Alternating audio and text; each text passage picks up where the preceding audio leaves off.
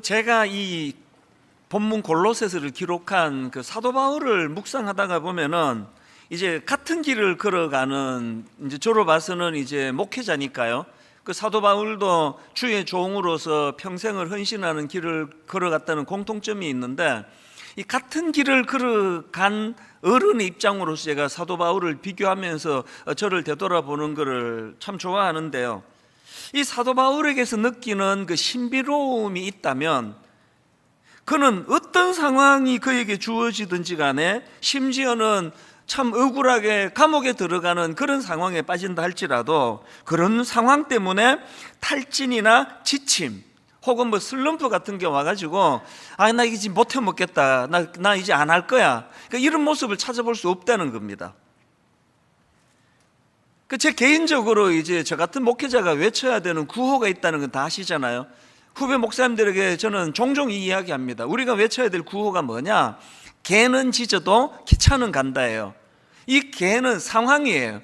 교회를 개척했더니 생각보다도 막 교회가 너무 빨리 부흥을 하든지, 교회를 개척했더니 기대했던 것보다 이게 성장이 잘 안 되든지, 그거는 상황이에요. 어떤 상황이든지 간에 나는 내 속도로 그냥 가는 겁니다.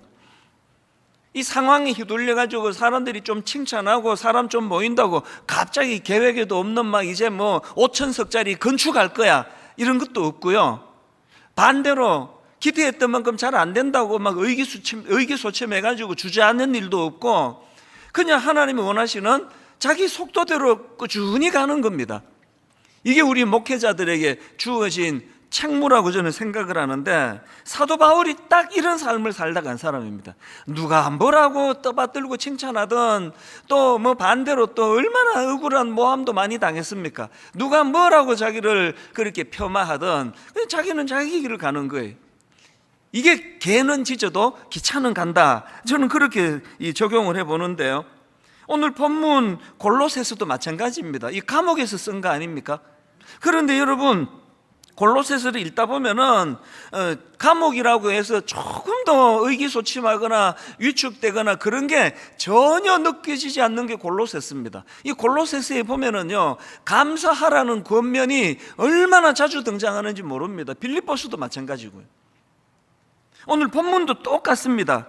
여러분, 골로새서 3장 16절, 오늘 본문의 이걸 뭐라 그럴까요? 그 밝음의 톤으로 한번 이 구절을 한번 느껴보십시오. 이런 권면을 합니다. 모든 지혜로 피차 가르치며 권면하고 시와 찬송과 신령한 노래를 부르며 감사하는 마음으로 하나님을 찬양하고, 그 다음 17절, 또 무엇을 하든지 말에나 일에나 다 주 예수의 이름으로 하고 그를 힘입어 하나님 아버지께 감사하라. 막 활력에 넘치는 권면을 지금 감옥에서 지금 이거 적고 있는 거 아닙니까? 이런 바울을 보면은 뭐 감옥이라고 해서 막 좌절감에 빠져가지고 어두운 감정으로 막 우울하게 쓰는 것도 아니고요. 또 이제 감옥에서 이제 내 인생 끝났다, 이제 이 장래에 대한 두려움으로 그렇게 위축되는 모습도 전혀 없고요. 그냥 자기 길을 가는 거예요. 감옥에서도 자기가 해야 되는 일을. 그래서 주옥 같은 성경이 감옥에서 4권이나 나왔지 않습니까? 이렇게 환경과 상황을 뛰어넘는 사도 바울을 보면서 우리 모두가 도전을 받아야 되고요. 비결이 뭔가 도대체? 똑같이 예수 믿는데 우리는 뭐 걸핏하면 의기소침해지고 막 걸핏하면 위축이 돼가지고 주저앉기 쉬운데, 도대체 이 비결이 뭐냐? 흉내로도 한번 내보자.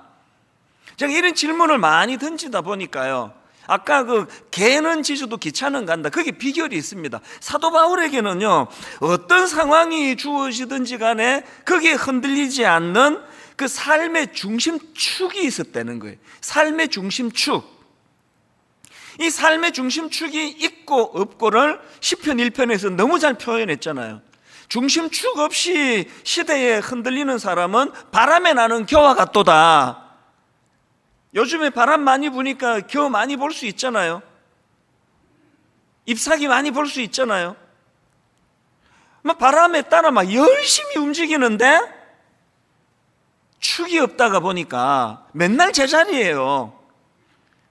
오늘 수많은 현대인들의 딜레마가 이거 아닙니까? 막 아침부터 밤까지 막 지하철 타보세요. 막 전부 다 졸아요. 얼마나 수면이 부족했으면. 그 1년을 돌아보면은 제자리예요. 왜? 중심축이 없으니까. 그냥 여기저기 흔들리기만 한 거 아닙니까? 사도 바울은 그런 삶을 산 분이 아니에요. 그에게는 뚜렷한 삶의 중심축이 있었는데, 중요한 게 뭐냐? 바울이 갖고 있던 그 인생의 중심축, 어떤 걸 축으로 삼았나? 그리스도 중심의 삶, 그리스도 중심의 삶이라는 이런 중심축을 갖고 있었다는 겁니다. 오늘 본문이 그걸 드러냅니다. 본문 골로새서 3장 15절을 보십시오. 그리스도의 평강이 너희 마음을 주장하게 하라. 뭐 어떤 상황에 흔들리든 뭐 감옥에 가든 사업을 실패하든 자기에게는 그리스도의 평강이 나를 여전히 영향을 미치고 있다는 거예요. 그리스도의 이 평강. 그런가 하면 16절, 그리스도의 말씀이 너희 속에 풍성히 거하여. 얼마나 그 골로새 교회도 그런 상황이었고요. 거짓 교사들이 와가지고 미혹을 하는데 뭐 오늘도 마찬가지 아닙니까? 뭐 사기치는 것도 많고 보이스피싱도 많고 막 혼란스러운 이 시대에 우리의 삶을 지탱해 주는 중심은 그리스도의 말씀이다. 이 말씀이 내 삶의 중심이다. 여러 번 청년들에게 그런 말씀을 드렸고 예배 때도 말씀을 드린 기억이 나는데요. 여러분 우리 어릴 때 사용하던 콤파스 다 기억하시잖아요. 그 두 다리가 있는데 한쪽 다리에는 이제 연필을 끼우고 한쪽 다리는 그 뾰족한 그 침, 그 바늘 같은 걸로 되어 있던 콤파스 말이에요. 그래서 이제 이 원을 그리려면은요, 원 그리기 전에 뭐부터 먼저 해야 됩니까? 그 뾰족한 바늘 같은 거를 도화지에 쿡 찍는 거예요. 제가 조금 이제 강조를 해서 쿡 이렇게 말했잖아요. 그거 살살 찍으면 안 돼요. 쿡 찍어야 돼요. 자국이 생길 정도로. 그렇게 쿡 찍어가지고 중심을 만들고는 그렇게 하고는 원을 돌려야 차질이 없습니다. 인생도 마찬가지예요. 뭘 시작하기 전에 뭐 사업을 하든지 뭐 결혼을 앞둔 분들은 잘 들으셔야 돼요. 막 하고 싶다고 그냥 막 날 잡아서 막 무조건 하는 거, 그거 큰일 날 일이에요. 결혼을 하든지 뭐 직장을 들어가든지 사업을 하든지 교회를 세우든지 그 모든 일을 시작하기 전에 먼저 해야 되는 건 도화지에 쿡! 이 콤파스로 먼저 중심을 잡는 게 먼저입니다. 이거 없이 원부터 급하다고 그리면은 이건 뭐 삐뚤빼뚤 뭐 엉망의 그림이 나오는 거 아닙니까? 제가 우리 집 아이들에게 얼마 전에 해준 이야기예요. 20주년이 되니까 너희들 이제 20대가 됐으니까 이 삶의 중심축을 세우는 게 중요하다. 분당 우리 교회 개척할 때 30 몇 명으로 시작했는데 그때는 원이 아주 조그만했거든. 그런데 20년이 지나면서 이렇게 큰 원이 됐는데 많은 사람들이 모이는 교회가 됐는데 아빠가 보기에는 개척 초기나 지금이나 그렇게 달라진 거 별로 없다. 왠지 아느냐고. 어차피 교회는 그리스도가 이 중심을 쿡 잡아주시는 교회이기 때문에 그냥 시키는 대로 순종하면서 그렇게 가니까 원이 뭐 조그마든 30 몇 명 모일 때나 뭐 2만 몇천 명이 모일 때나 또 1만 성도 파송해서 또 절반이 줄 때나 뭐 난 별로 차이를 못 느끼겠다.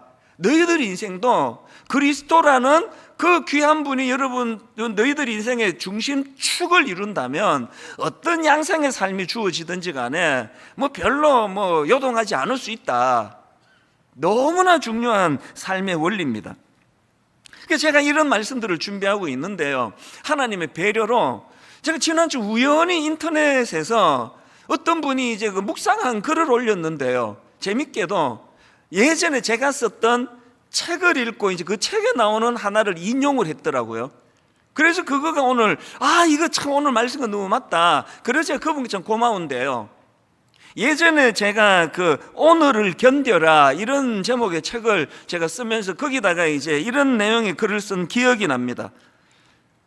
그 발레 용어로 그 푸에테라는 용어가 있잖아요. 그래서 이제 이 발레의 꽃이라고 하는데요, 32회전 푸에테라는 그 용어가 있는데 이 푸에테는 그 제자리에서 회전하는 동작, 발레에서.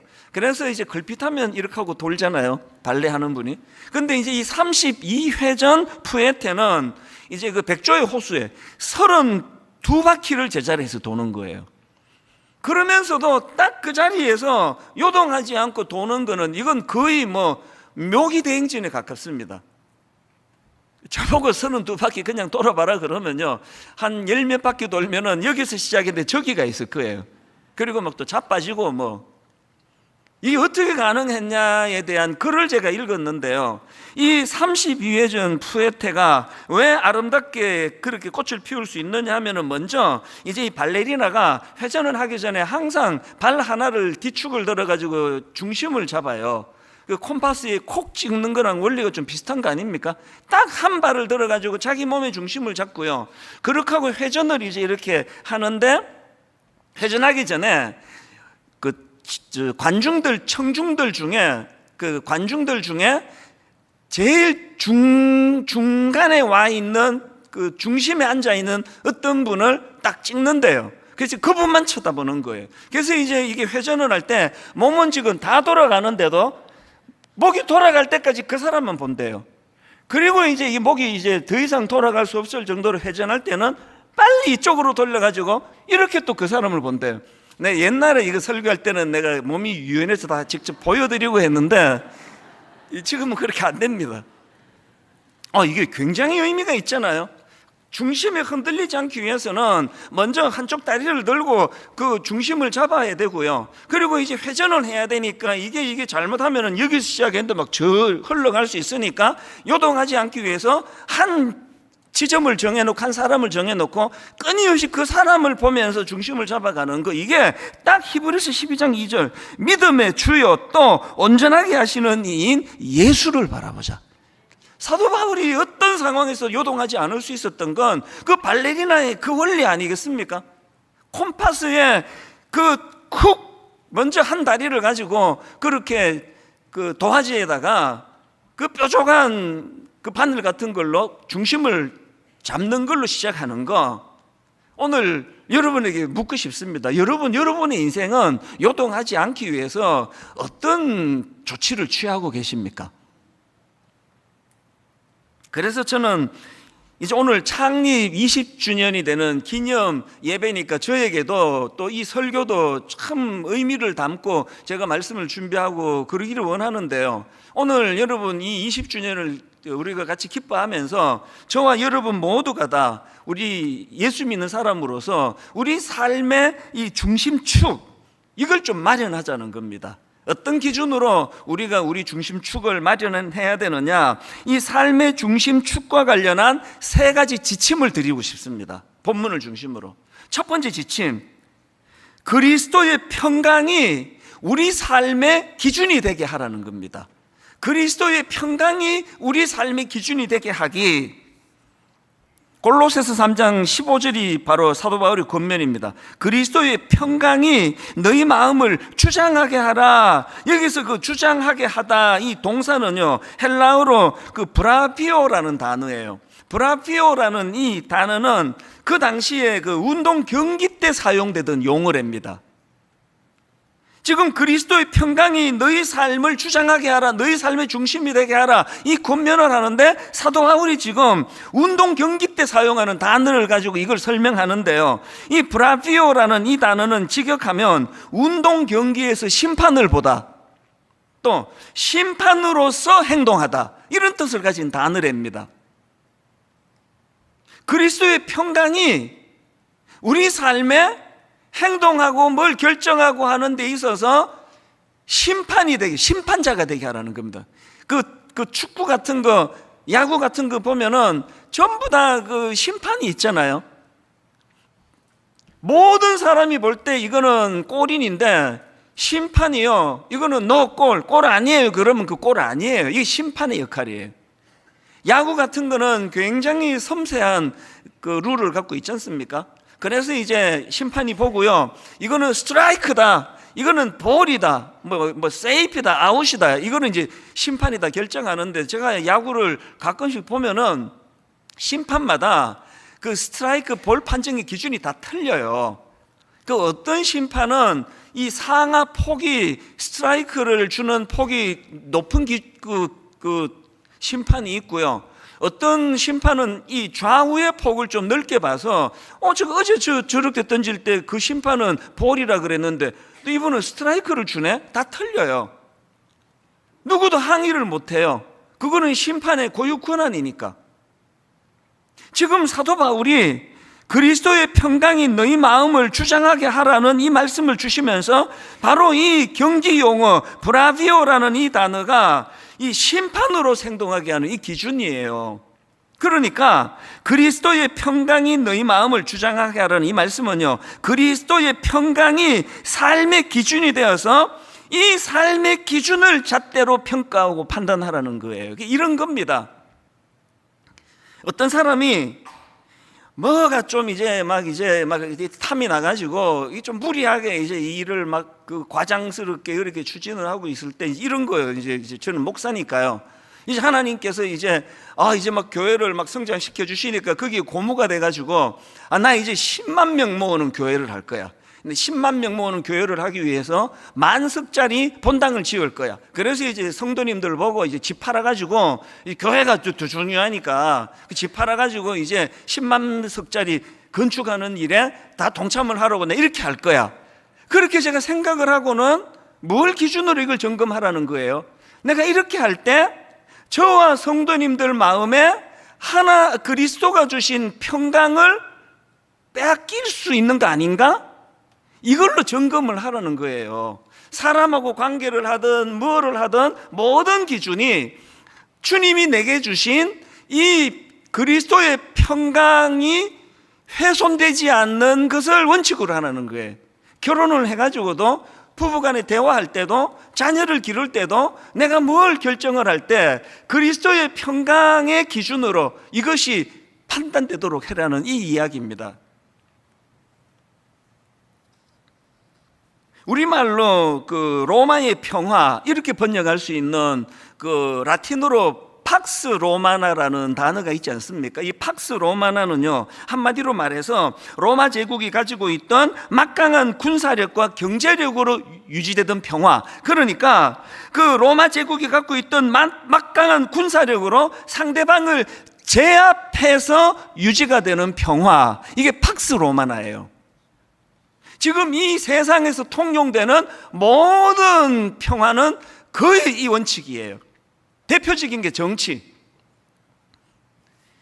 아마 정당에서 지금 이제 선거철인데요, 막 이유야를 막론하고 의석을 많이 가지려고 막 요새 눈물이 없습니다. 나 요새 그 지하철 내려갈 때마다 민망해 죽겠어요. 막 생전에 처음 보던 어떤 아줌마가 막 너무나 저에게 깍듯하게 인사를 하면서 복 받으라고 막 그렇게 여기저기서 그냥 파란 옷 입은 사람도 인사하고 빨간 옷 입은 사람도 인사하고 막 또 무슨 색이 있지 막 계속 이렇게 인사들을 많이 하는 거는요, 그분들이 내 영혼을 사랑해서가 아니고 표 받으려고 그러는 거예요.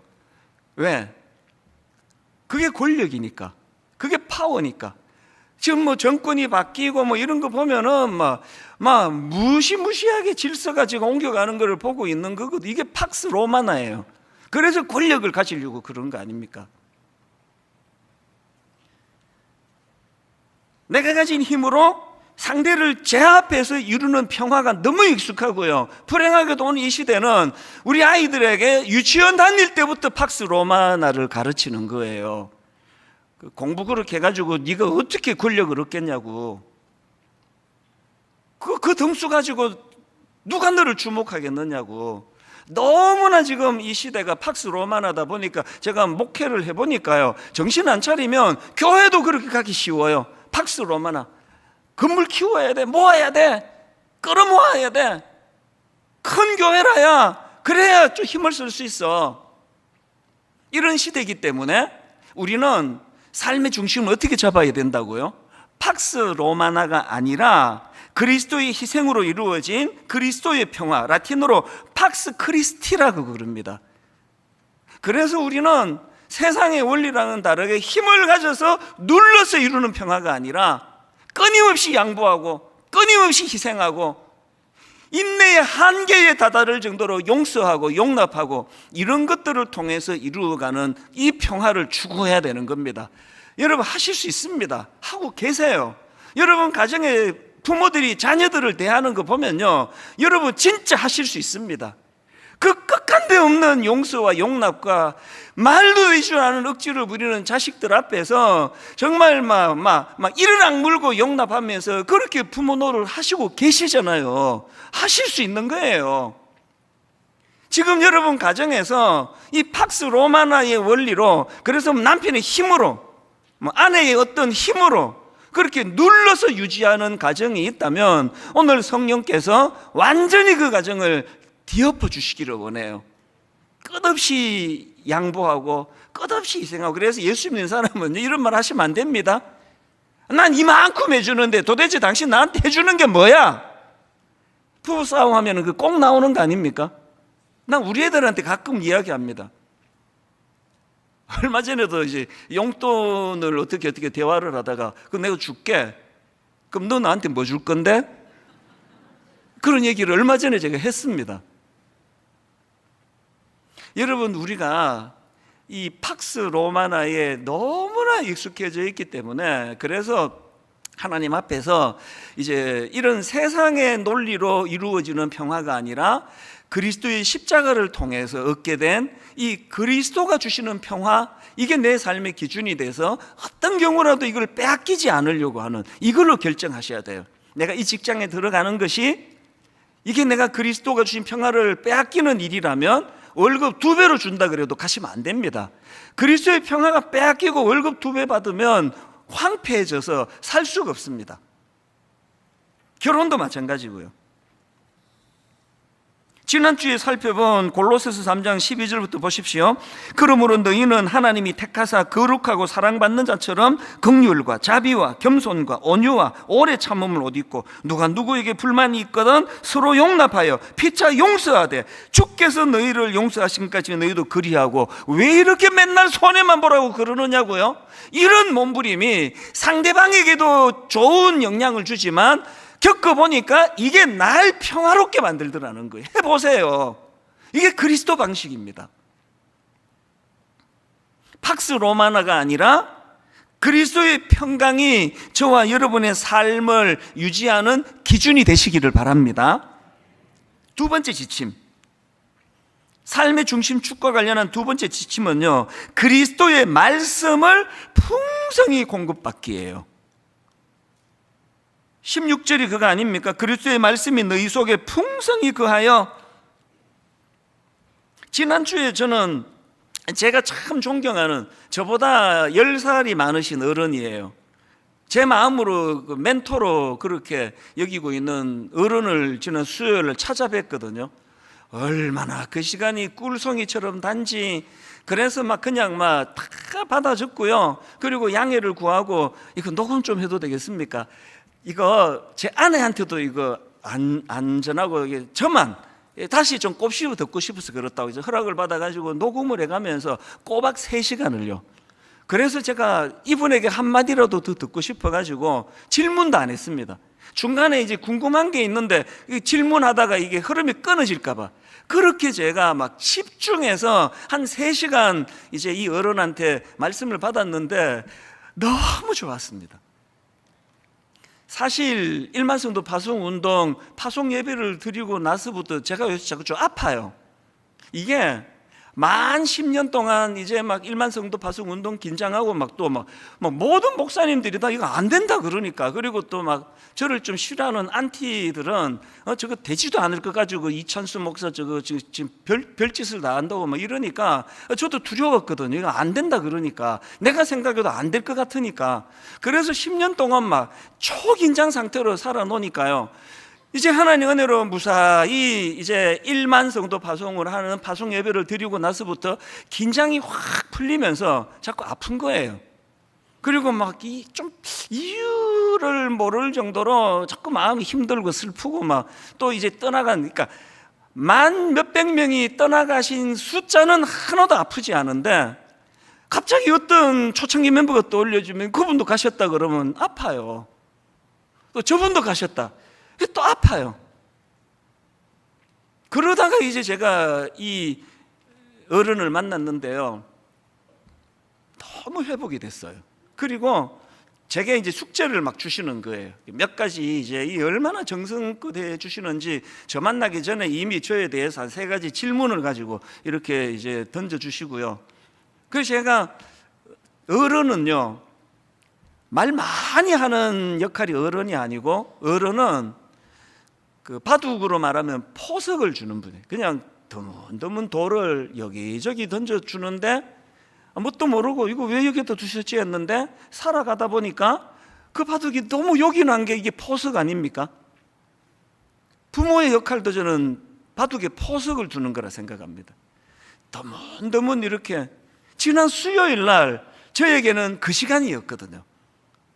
그래서 제가 너무너무 기쁜 그런 시간을 보내고 마음의 활력이 되찾아지고, 이제 한 번 더 이제 내 도전해야 되겠다. 니 아프다고 그냥 계속 골골거려서는 되겠느냐. 그래서 이제 마음의 활력을 찾기 시작했거든요. 그분 만나고 주문한 책이 10권이 넘습니다. 의욕이 생겼다는 거예요. 그런데 중요한 게 뭔지 아십니까? 저보다 연세가 10살 많으셔서 어른이 아니고요, 이분은요, 이름 되면 아마 아시는 분이 많은 아주 그 유명한 분인데요, 이분은 지금도요 평생을 하나님 말씀으로 시작을 해요. 시간이 없으면요 차 안에서 하세요. 차 안에서. 제가 나이 조금 이제 들어가기 시작하니까 깨닫는데, 나이 든다고 저절로 지혜의 사람이 되는 게 아니더라고요. 나이 든다고 저절로 지혜가 생기는 게 아닙니다. 오늘 여러분이 말씀 그 16절을 다시 한번 보십시오. 16절. 그리스도의 말씀이 너희 속에 풍성히 거하여, 그랬더니 그 다음에 모든 지혜로 피차 가르치며 권면하고 시와 찬송과 신령한 노래를 부르며 감사하는 마음으로 하나님을 찬양하고. 나이가 든다고 저절로 남을 영향을 미치고 가르칠 수 있는 게 아니고요, 말씀이 우리 안에 풍성히 거할 때 가능한 거예요. 신학교 나왔다고 목사 됐다고 풍성하게 가르칠 수 있는 게 아니더라고요. 이 설교 한 편 하려면요 한 주 내내 말씀을 얼마나 먹어야 되는지 아십니까? 어마어마하게 먹어야 됩니다. 지식을 먹는 게 아니라, 저는 여러분 인생이 중심축이 있는 인생이기를 바랍니다. 그런데 그 중심축이 그리스도로 세워진다면 매일매일 말씀을 공급받아야 된다는 사실을 꼭 인식하게 되시기를 바랍니다. 마지막 3번째로요, 삶의 중심축과 관련한 3번째 지침이 뭐냐? 개인의 평화를 관계의 평화로 확장하기예요. 뭔지 설명을 드리겠습니다. 15절입니다. 그리스도의 평강이 너희 마음을 주장하게 하라. 너희는 평강을 위하여 한 몸으로 부르심을 받았나니. 3번역으로 보니까요, 그리스도의 평화가 여러분의 마음을 지배하게 하십시오. 그 다음 보세요. 이 평화를 누리도록 여러분은 부르심을 받아 한 몸이 됐습니다. 제가 앞에서 설명한 두 항목은요, 이게 개인적인 평화와 관계되는 겁니다. 그런데 이 3번째 평화는요, 이 관계의 평화입니다. 한 몸을 이루라는 게 이게 관계의 평화 아닙니까? 꼭 기억하셔야 됩니다. 이 개인의 평화가 개인의 평화로 머무는 것은 우리가 하나님의 중심축에 있다는 것을 말하는 게 아니에요. 이 개인의 평화가 개인의 평화로 머무는 게 아니라 이 개인의 평화가 관계의 평화로 발전하는 거예요. 그래서 여러분, 우리가 3주 동안 3장을 살펴봤는데요, 이 본문 그 다음에 이제 나오는 게 뭡니까? 아비들아, 자녀들아, 남편들아, 아내들아, 상전들아, 종들아, 이제 본격적인 관계의 지침들이 이 본문 바로 그 다음부터 나오거든요. 왜 관계에서 실패합니까? 앞에서의 이 뿌리는 무시하고 바로 이제 그 다음 구절부터 뭐 아내들아, 남편들아 뭐 이렇게 나오니까 실천할 수가 없어요. 다시 말씀드립니다. 개인의 평화가 관계의 평화로 발전하는 것까지가 하나님 주시는 평화를 누리는 삶입니다. 왜 분당 우리 교회는 창립 주일마다 헌혈합니까? 뭘 의미합니까? 하나님 주시는 이 놀라운 개인의 평화를 가두어 두지 않겠다는 의지의 표현이에요. 그리고 분당 우리 교회는 매 창립 예배 때마다 제 기억으로 초창기부터 그래 왔습니다. 헌금합니다. 창립 감사 헌금을 하는데요, 이 헌금은 뭐 이것 갖고 우리 부속실 하나 만드는데 이렇게 쓰지 않습니다. 이 창립주일의 헌금은, 그래서 이번에도요 20주년은 더 의미가 있잖아요. 우리 다음 주일날, 원래는 이제 그 당일날, 창립 당일날 헌금을 하는데 이번에는 다음 주일 할 거예요. 오늘 의미를 부여하고, 그리고 다음 주일 예배 시간에 우리가 창립 20주년 기념 헌금을 드릴 거예요. 이 헌금은 어디다 쓰는 거냐? 전액을요, 이제 여러분 우리 12월 말에 11교회를 더 세우기로 했잖아요. 세우는 게 아니라 이미 개척이 된 교회 중에 조금만 밀어주면, 조금만 후원하면 일어설 수 있는 교회 11개를 우리가 세우기로 했는데, 다음 주일 드리게 되는 창립 20주년 감사 헌금은 그 11교회를 세우는 시드머니로 쓸 겁니다. 우리는 꿈을 꾸어요. 올 연말에 11교회를 수도권입니다. 11교회를 세워서 거기에 또 마음이 열리는 분들은 2차 파송이 될 거고요. 그리고 11교회가 잘 세워지도록 물질을 우리가 사용할 거고요. 그리고 내년서부터는 매년 10교회씩 이런 일들을 행하기를 원합니다. 매년 10교회씩. 그래서 내년부터는 지방으로 갈 거예요. 전라도 광주에, 경상도 부산에, 대구에, 충청도 대전에, 강원도 어디에, 제주도에, 어딘지 모르겠습니다. 조금만 알려드리고 조금만 후원하면 일어설 수 있는 교회를 매년 10교회씩 세워나간다. 제가 이거를 내가 묵상하다가 하나님, 나 장수하고 싶어졌어요. 오래 살고 싶어졌어요.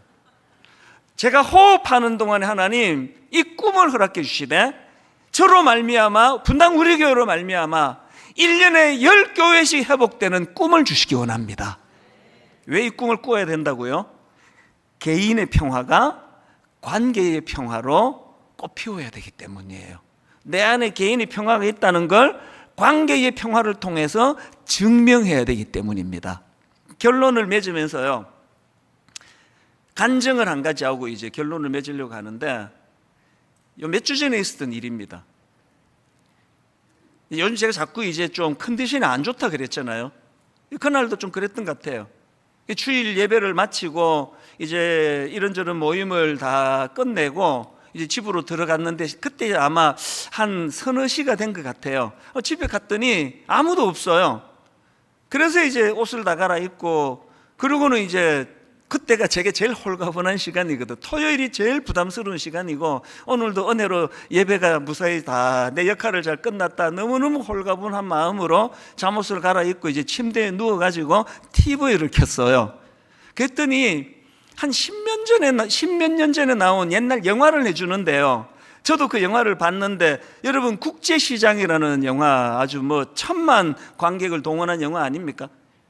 저도 그걸 봐서 스토리를 아는데 보니까 완전 끝부분이에요. 한 15분 정도 남아 있었나, 한 15분, 20분 남은 것 같아요. 거기 보니까, 여러분 그 국제시장 그 이야기 내용 다 아시죠?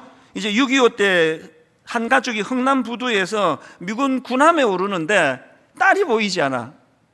그래서 이제 아버지가 딸 찾으러 가고 뭐 그러다가 이제 그 미군이 제공하는 군함이 다 차버려가지고 아버지가 이제 못하는데, 마지막에 이제 아버지가 너무 안타까운 마음으로 그 가족들을 보내면서 그 장남 보고, 그 큰아들 보고, 이제 네가 우리 집을 도와야 된다, 네가 장남이야, 이제 그 말을 하고, 그 아들이 어린 아들이 그 부담감으로 평생을 애쓰는 그런 내용의 영화인데요, 제가 TV를 딱 켰을 때는 끝부분이에요. 이제 세월이 많이 흘러가지고 이제 그 주인공이 70대 할아버지가 됐어요. 분장을 좀 과하게 해가지고요, 한 100살처럼 만들어놨어요. 막 엄청 이제 나이가 드는 모습으로 그렇게 이제 분장을 했는데, 이제 저쪽에서 이제 아들하고 딸하고 손자 손녀가 막 낄낄거리고 웃고 이러고 있는데 아버지가 쓱 방에서 빠져나와서 이제 거실에서 놀고 있었고 이제 방으로 이제 들어갔는데 아버지가 우시는 거예요. 자기 지난 세월을 돌아보면서 끝끝내 만날 수 없었던 자기 아버지를 기억하면서 이 대사 뭐 유명한 대사 아시죠? 울면서 이런 이야기를 합니다. 아버지, 이제 그 배경이 부산이니까 경상도 사투리죠. 아버지, 내 약속 잘 지켰지에? 이만하면 내 잘 살았지에? 사실 여기까지는 제가 늘 기억이 나는 거라서 저 대사네? 그렇게 했는데 그 다음 대사가 저를 무너뜨려 버렸어요. 얼마나 울었는지 모릅니다. 진짜 베개가 젖도록 울었어요. 그 다음 대사가 뭐냐 하니까요, 아버지, 내 약속 잘 지켰지에? 이만하면 내 잘 살았지에? 근데 내 진짜 힘들었거든요. 그 소파에 누워가지고 이 영화를 보면 아무도 없으니까 또 더 그랬겠죠. 막 눈물이 펑펑펑펑 나는데 또 그게 또 너무 좀 웃기는 거예요. 제가 이게 왜 이러지 내가? 눈물이 막 흐르면서 지난 10년 동안 너무나 눌려 있었던 그 마음에 내가 생각보다 많이 힘들었구나 그러면서요, 계속 눈물을 흘리면서 수많은 우리 가장들을 제가 생각이 나는 겁니다.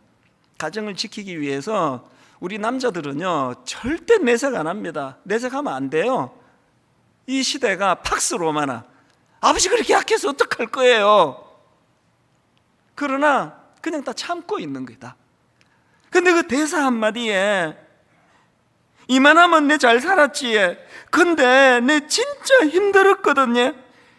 그게 막 눈물이 펑펑 흐르는데요, 장면이 어떻게 바뀌는가 하니까 이제 이분이 상상하는 거죠. 그 어린 시절로 돌아가는 거예요.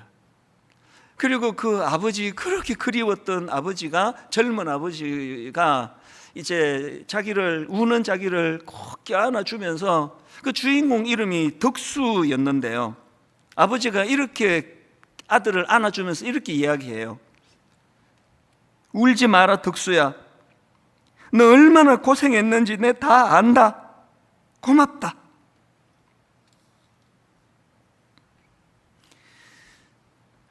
힘내서 일어나야 되겠다, 그런 마음의 용기가 그때도 생겼는데요, 우리 20주년인데 이번에 오랜만에 떡하자고 그런 건의가 많이 들어왔는데 안 한다 그랬습니다. 코로나19로 함께 합류하지 못하는 분들 계시는데 우리끼리 떡 해먹을 수 없고, 더 중요한 거 20주년하고 우리 사명 끝나는 게 아니라 할 일이 많아. 연말까지 11교회 우리가 또 도와야 되고 매년 10교회를 도와야 되고 아직 할 일이 남아있기 때문에 잔치하면 안 된다. 그러면서 우리가 꿈꾸면서 가시면 돼요. 자주 이 꿈을 꾸시면 돼요. 그 영화 장면을 보면서 이건 뭐 영적으로 하나님이 그냥 대놓고 저에게 보여주시는 것 같았습니다. 이 땅에서 삶이 끝나는 날 우리 하나님 품에 매달려가지고, 아버지 이만하면 잘 살았지에? 근데 좀 힘들었습니다. 하나님께서 내 다 안다. 네 가정 그 철딱선이 없는 자식들 그거 키우느라고, 가정을 유지하려고 너 애쓴 거 내 다 안다. 고맙다. 우리가 이 날을 기다리며 사는 자들이에요. 그러기 위해서 여러분, 우리 삶에 중심을 세우셔야 돼요. 팍스 로마나 힘으로 지배하고 평화를 만드는 이 시대에 더 양보하고 더 손해보고 더 희생하고 더 가정을 지켜내기 위하여 교회를 세워나가기 위해 애쓰셔야 되고, 지칠 때마다 힘들 때마다 꿈꾸시는 거예요. 주님 품에 안겨, 아버지 참 힘들었습니다. 내 다 안다. 고맙다. 눈물 닦아주시는 그 주님. 창립 20주년 찬양을, 그래서 저는 이 찬양을 선택했는데요, 주님 다시 오실 때까지 나는 이 길을 가리라. 그런데 가는 그 길이 너무 힘들어요. 좁은 길, 좁은 문, 십자가 없이는 못 갑니다. 나의 십자가 지고. 그런데 여러분, 그 길에 소망이 하나 있습니다. 이 좁은 길 끝에 서 계시는 예수 그리스도. 아까 그 영화 대사랑 똑같습니다. 아버지 이만하면 나 잘 살았지. 근데 너무 힘들었습니다. 너무 외로웠습니다. 주님이 안아주시며 눈물 닦아주실 그날, 20주년으로 끝나지 않습니다. 21주년을 꿈꾸고 30주년을 꿈꾸고 40주년을 꿈꾸고 우리가 소망을 가지고 그렇게 달려가기 원합니다. 우리 한번 이 찬양 같이 불러보기 원합니다.